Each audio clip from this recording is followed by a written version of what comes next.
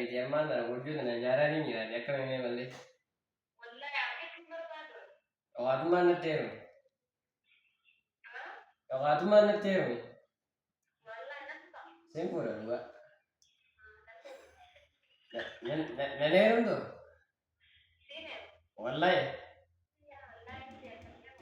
Bakka inni siin fuudha dhugaa. Bakka siin fuudha dhugaa ta'e bira barbaadummaan faayidaa naa qaba.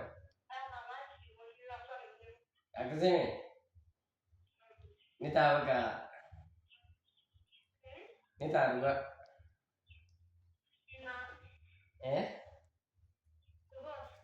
Lulluuka cuufe mootummaa. Akkasii bakka nu yaadee irraa hin xumuraatu immoo ni galla ga'ee. Gallee waa hundaa wajjin bataa goonaa akkasii wayyaadha. Kophaa kana deddeemuun nu gubee jiraati isaan yoo kophaa deddeemtu naan jaa barbaadaan ga'e. Ammaan tan fuudhuu qabda yeetiin na yeedaa deemee garaa. Waan kanaas jaareetiin gaatanii fuudhus akkasii laalla deeyyeeni.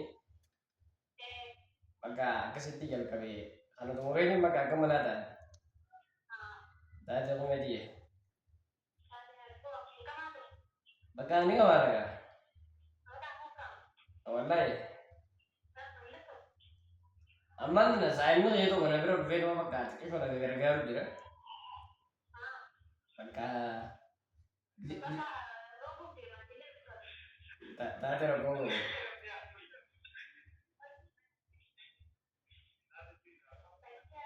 Ayyee. Inda wala bakka. Inda wala bakka. Ayyee nagaan naa ture. Ayyee. Akkam? Ayyee. Ciao.